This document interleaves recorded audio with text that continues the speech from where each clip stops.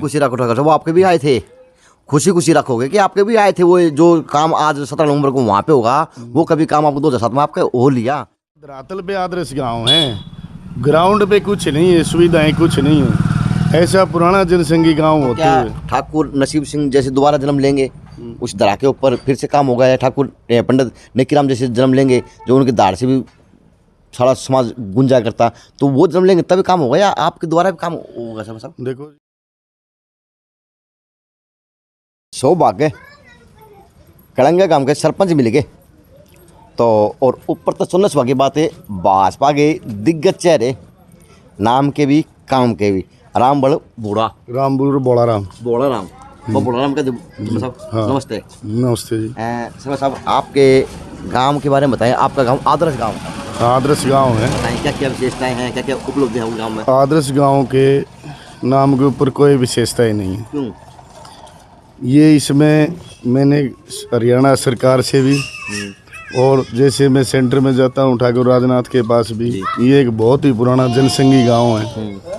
और जो राष्ट्रपति जी अब्दुल कलाम जी आए थे 2007 में, सिर्फ हमारे एक ही फायदा हुआ है कि 2007 से पहले जो जर्जर हालत की गलियां थी, वो 36 करोड़ रुपए आया था। वो 36 करोड़ रुपए आल डिपार्टमेंट का था। तो उसमें जैसे पहले लो के पोल होते थे, वो बदली हो गई है, गलियां पक्की हो गई। आदर्श गांव के ऊपर हमारी कोई भी खास सुविधाएं नहीं मिल रही है। जैसे हमारा ये गांव आदर्श बनने का फायदा केवल आपका भाजपा में रहने का फायदा, कि फिर आप भाजपा के दिग्गज चेहरे भी तो हो, शिक्षा पूर्व शिक्षा मंत्री जी साहब है, और भी अन्य नेता है, केंद्रीय मंत्री तक के नेता आपके पास। ऐसा है, हमारे जैसे पूर्व शिक्षा मंत्री रामविलास शर्मा जी, वो ठाकुर नसीब सिंह के पास आया करते गांव कलिंगा में, और उनके साथ जो इलेक्शन में आउट ऑफ स्टेट भी जाया करते। जैसे वो एक बात बताते हैं मेरे से काफ़ी बार, और लोगों को भी, जो 10-20 हज़ार की जनसंख्या में हुई, बिहार में एक पटपड़गंज विधानसभा है, तो वहाँ इलेक्शन में जा रहे थे। तो वहाँ इलेक्शन में जाने के बाद में तो उन्होंने कहा कि भाई एक पाव दूध गर्म करो, तो वहाँ छोटी अपने आजकल जो रेडीमेड गिलासी आती है, तो वो बिल्कुल 50 ग्राम दूध था। तो ठाकुर साहब ने कहा कि भाई पगड़ी ऊपर उठा के भाई मेरे कान में डाल दे। तो वो बड़ी तारीफ़ करते हैं, लेकिन उनकी जो तारीफ़ होने के बाद में भी मैं आपसे एक बात और बताना चाहता हूँ कि जो बहुत ही बढ़िया उनके दोस्त डॉक्टर मंगल सेन, उन्होंने 1987 में चौधरी देवीलाल की सरकार थी, उन्होंने कहा था कि आप ठाकुर नसीब सिंह के नाम से एक लाइब्रेरी की घोषणा करिए। तो घोषणा ऑन स्टेज करवाई डॉक्टर मंगल सेन ने, और आज तक वो लाइब्रेरी नहीं बनी। ठाकुर नसीब सिंह और सतराम दास बत्रा, दो विधायक जनसंघ से बने थे 1967 में। तो सतराम दास बत्रा जी कांग्रेस में चले गए थे, ठाकुर नसीब सिंह ने अपना मन नहीं डगमगाया। पंडित भगवत दयाल शर्मा ने भी ये कहा कि ठाकुर साहब आप आ जाओ, मैं आपको डिप्टी सीएम बना दूंगा। तो ठाकुर साहब ने जवाब दिया है कि ये मंडी का बिकाऊ माल नहीं है, और उनका सत्ता के लोभ में, लालच में, या कभी भी पैसे के प्रलोभन में उन्होंने अपना मन नहीं डगमगाया। लेकिन फिर भी आज तक इतना पुराना जनसंघी गांव कलिंगा और एक बात पूछो, ठाकुर मंगल सिंह का नाम में जुड़ रहा है आपके गांव से, और इतिहास है, और दूसरी बात आपके पंडित नेकीराम जी का नाम में जुड़ रहा है, तो उनके नाम को आज सार्थकता मिलनी चाहिए आदर्श गांव के अंदर, लेकिन मिलने लग रही थी धूल मिट्टी और कुछ नहीं। ये गांव का दुर्भाग्य है। दुर्भाग्य आपका भी साहब? ये गांव का दुर्भाग्य है, तो मेरा भी साथ के साथ। आप भी कौन ले आ पाए वहाँ से जहाँ पे आप उस सत्ता के करीम के आज आपका हाथ में है, आप भी कौन ले आ पाए? चाहे राजनाथ जी दौरे बैठ की बात कर लो, शिक्षा मंत्री दौरे बैठ की बात कर लिया। मैं ये ठाकुर राजनाथ से भी कहा कि भाई जो मजदूर की मजदूरी पसीना मिलने से, पसीना सूखने से पहले मिलनी चाहिए। जो ठाकुर नसीब सिंह ने करा, गांव कलिंगा ने करा, आज तक वो मजदूरी हमारे को ना कलिंगा को मिली, और ठाकुर नसीब सिंह के कारण गांव कलिंगा और खरक आज भी जनसंघ के समर्पित है। और 2 बार विधायक बनाए हैं विशंबर वाल्मीकि को, 2014 में और 2019 में। और उसी का कारण है ठाकुर नसीब सिंह जो 1967 में खुद जीते, 77 में जनरल खूंडिया को जिताया और 2004 में श्रीता नारायण को जिताया। ठाकुर साहब आज आप भी तो जोर उठाए रहे हो, आप भी तो कहीं ना कहीं जिताने लग रहे हो। जिताने हमारी तो हल्का आपकी मैंने स्कूल की लड़कियों स्कूल की व्यवस्था दिखाई, बाउंड्री बिल्कुल ख़त्म है, उसके सामने पानी बड़ा बड़ा जोड़ का है, पता नहीं क्या की व्यवस्था है।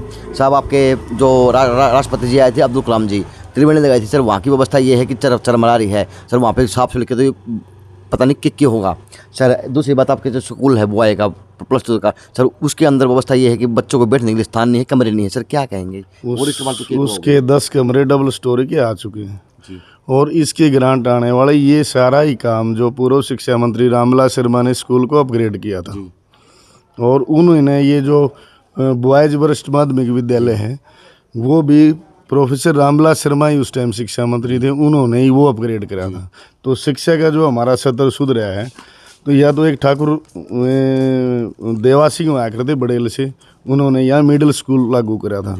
और उसके बाद में ठाकुर नसीब सिंह के कारण फिर बाद में ये प्रोफेसर रामविलास शर्मा पूर्व शिक्षा मंत्री, इन्होंने पहले स्कूल को अपग्रेड करा और अब लड़कियों का वरिष्ठ माध्यमिक विद्यालय आई से वरिष्ठ माध्यमिक विद्यालय अपग्रेड करा। तो कागजों में आदर्श गांव है, धरातल पे आदर्श गांव आपका गांव का है नहीं ना, धरातल पे आदर्श गांव है, ग्राउंड पे कुछ नहीं है, सुविधाएं कुछ नहीं है, ऐसा पुराना जनसंघी गांव होता है। ठाकुर नसीब सिंह जैसे दोबारा जन्म लेंगे उस दरा के ऊपर फिर से काम होगा, या ठाकुर पंडित नेकीराम जैसे जन्म लेंगे जो उनकी दाढ़ से भी सारा समाज गुंजा करता, तो वो जन्म लेंगे तभी काम होगा, या आपके द्वारा भी काम होगा? सब देखो जी, हम उनके जो बताए हुए रास्ते पर चल रहे हैं, मेरा भरपूर प्रयास है। मैं दादरी से, हमारी 84 पमार खाब लगती, दादरी से हर 36 बिरादरी से मेरा लगाव है और मेरा पैनल का नाम था।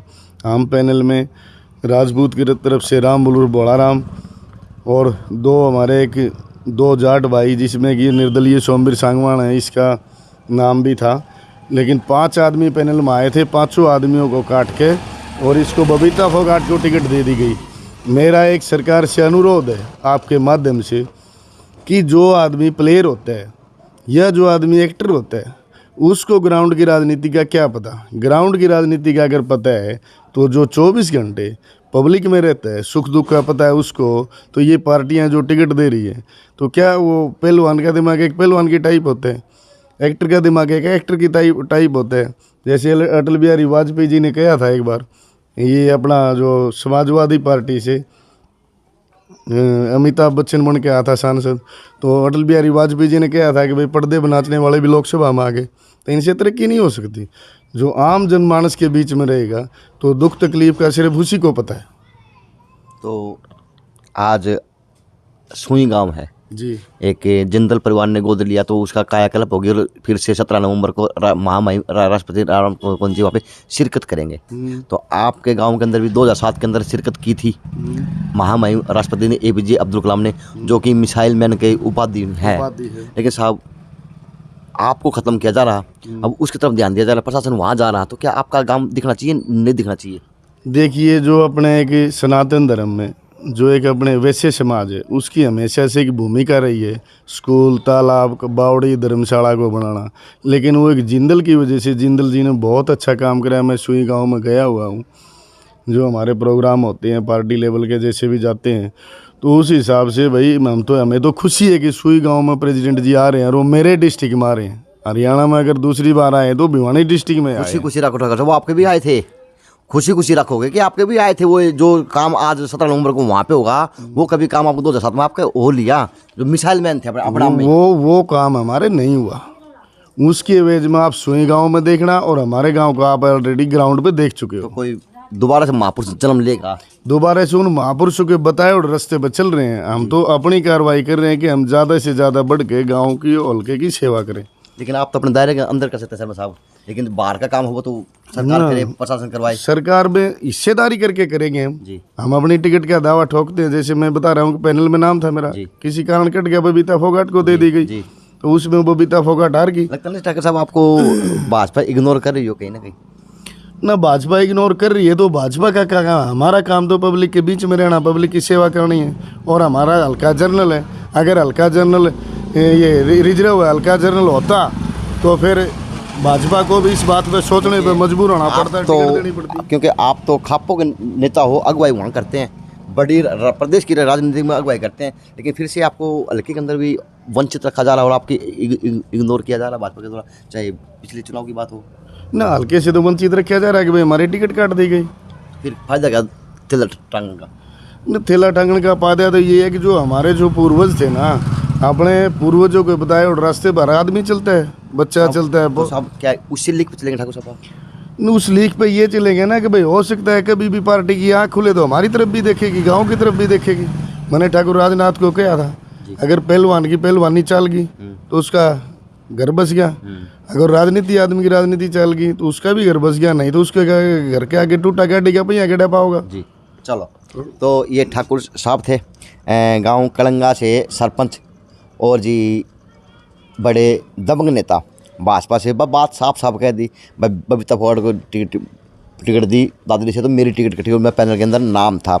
लेकिन ये व्यवस्था इन्होंने कहा आदर्श गांव का जो नाम है वो कागजों में ही है, गांव कलंगा का धरातल पे कुछ ऐसा नहीं देखा जा रहा। लेकिन कुछ काम हैं जो शुरुआत होंगे, कब होंगे, गलत हुए थे, उनको रुकवा दिया गांव द्वारा सरपंच की मौजूदगी के अंदर। तो ये थी पूरे गांव की क्रिया और काम जो मैंने पिछले राष्ट्रपति जी आए थे उनके बारे में दिखाया, और जो आज सुई गांव के अंदर हो रहा मैंने उसका भी आपको दिखाया।